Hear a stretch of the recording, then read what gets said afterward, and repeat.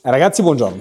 Siamo finalmente arrivati a più o meno la fine del Dyna. Non lo posso più vedere, non ce la faccio più vedere su sto ponte, lo devo togliere assolutamente, a costo di non finirlo, deve scendere da sto ponte.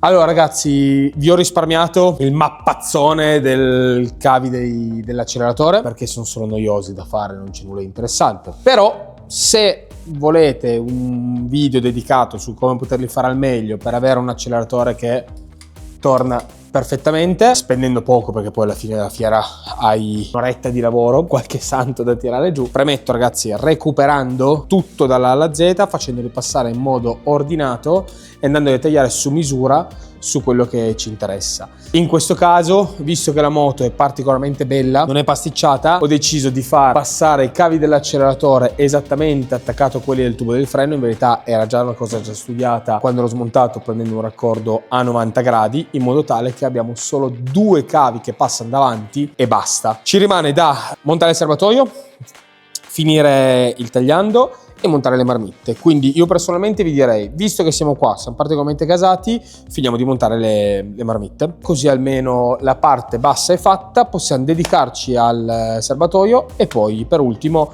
andiamo a finire tutto quello che è il tagliando, così vi darò anche due nozioni. Andiamo a montare le marmitte, le sonde lambda che non abbiamo ancora montato e piazziamo tutto. L'unica cosa che dobbiamo fare prima di poter iniziare a montare le marmitte è andare a togliere la riduzione, perché questo qua monta le sonde lambda che sono grosse. Quindi andiamo da una parte all'altra a togliere la riduzione e andiamo a mettere la sonda lambda, la sonda sulla marmitta.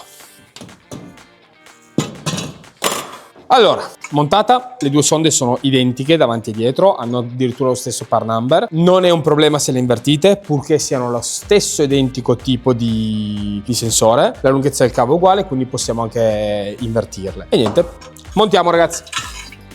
Allora, un pelino di svitol.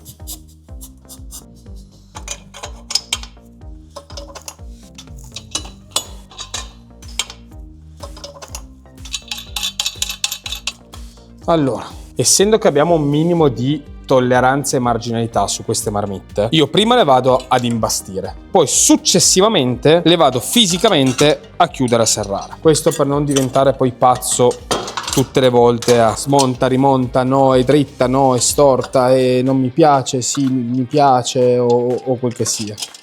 Direi che vanno discretamente bene, quindi iniziamo a serrarle tutte. Colleghiamo le sondine, andiamo a mettere i foderi e vediamo come rimane. Allora, prima di andare a mettere i foderi, visto che poi si impazzirà con le fascette, si dà un po' di svitol in modo tale che possa girare su se stessa senza rompere le scatole.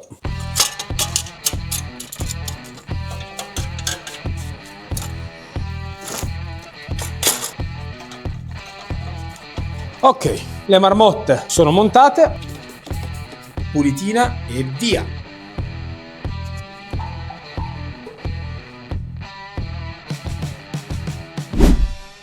Allora ragazzi, è molto, lo si dà per scontato, ma è molto importante che quando si monta una batteria, qualsiasi batteria essa possa essere, bisogna sempre mettere prima il positivo, in modo tale che se toccate non succede niente, e poi il negativo, perché mettendo il negativo toccate a qualsiasi parte non cambia niente, perché intanto avete già il circuito chiuso sulla massa, quindi non è assolutamente un problema.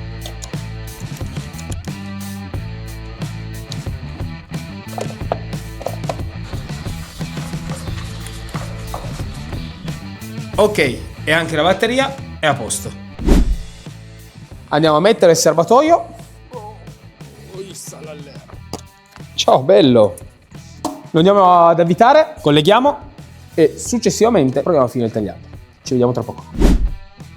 Siamo arrivati finalmente al momento in cui andiamo ad ultimare il Dyna. Dobbiamo finire il tagliando. Abbiamo ancora gli specchietti che li dobbiamo montare nel momento in cui abbassiamo la moto. Ma direi adesso partiamo dall'olio del cambio, che è il primo olio che abbiamo tolto. Quindi lo metto a livello, ce ne stanno circa 9 etti, 8 etti e mezzo. Quindi andiamo io a mettere. Sul discorso oli, c'è chi dice no, quell'olio non va bene, c'è chi dice sì, quell'olio va bene, c'è chi dice è molto meglio l'altro perché se tu la usi... Troppe seghe ragazzi. Ci sono delle specifiche da rispettare, dei standard minimi che bisogna garantire al motore, da lì a salire è tutto buono. Io mi trovo molto bene con l'olio Motul, mi trovo bene perché prima di metterlo, ripeto ragazzi, prima di poterlo consigliare ai clienti l'ho sempre provato e testato sulle mie moto. Io noto che con l'olio del cambio Motul, adesso vi faccio vedere qual è, il cambio non ti tira quelle botte nel cambio marcia, non devi dargli la pedalata forte sulla pedalina per far sì che possa entrare la marcia, ma usandola normalmente riesci a utilizzarla. Sul discorso invece della frizione mi ha consigliato il mio fornitore di utilizzare lo stesso olio per la primaria perché ha anche degli ottimi standard qualitativi per quel che riguarda sia le catene cinematiche, come nel nostro caso, sia tanto più le frizioni, gli additivi per le frizioni. È una bomba, funziona, mi trovo molto bene e continuo a metterlo.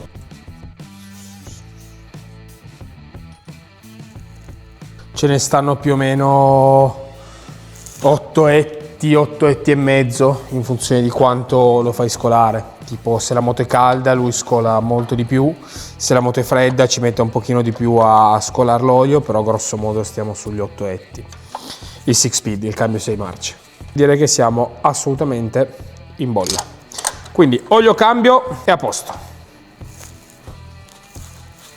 Poi prendiamone un litro per la primaria, perché la primaria ne monta 980 grammi, però mettendone un litro calcoli quello che ti rimane sempre un po' nella brocca ed è bello che è fatto. Venite con me, di là. Sulle Harley, parlando dei motori dal 1340 in avanti, quindi tutti i motori recenti, quindi parliamo degli ultimi 30 anni a sta parte, non c'è solo l'olio motore da cambiare, ci sono anche l'olio del cambio e l'olio della primaria. Cosa cambia? Allora, sullo Sposter il cambio e la primaria sono nello stesso vano, sempre un litro tiene, quindi vai a cambiare fisicamente ogni volta sia l'olio del cambio che l'olio della primaria. Nel caso specifico dal 1340 a venire, per dire a salire come cilindrata, come motore, come tipologia di motore, abbiamo il cambio separato dalla primaria. Questo vuol dire che dobbiamo fare, quando si fa il tagliando, si va a valutare l'olio del cambio, perché io lo consiglio una volta sì e una volta no. Per quel che riguarda invece l'olio della primaria va fatto a tutti i tagliandi, assolutamente. Non tanto perché la catena può andare a rovinare l'olio, ma perché abbiamo una frizione, come tutte le frizioni che ci sono sulle nostre moto, a meno che non siano frizioni iper sportive, iper racing, che sono in rame, abbiamo una frizione che è in sughero, quindi nel momento in cui la frizione, andandosi a consumare, perde dei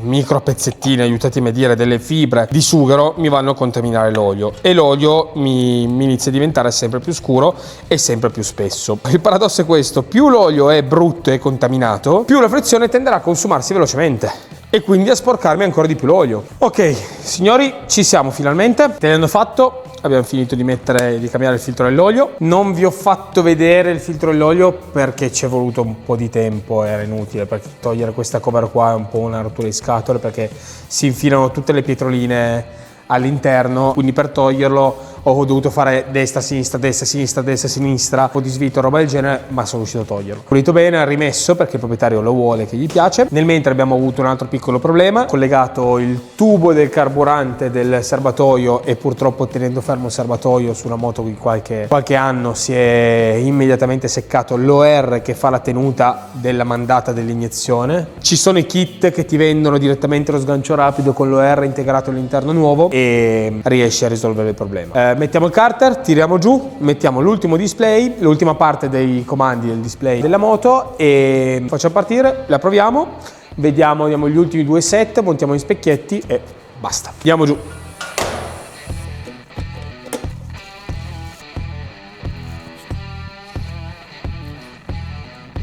Benzina.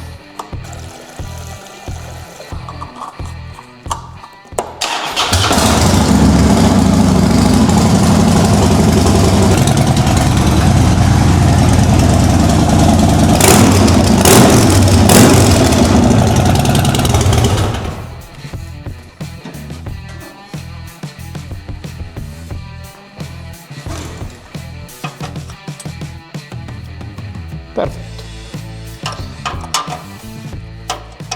Prova su strada per vedere che il manubrio sia tutto a posto, che funzioni tutto e possiamo dire ultimata anche questa. Ciao belli, alla prossima.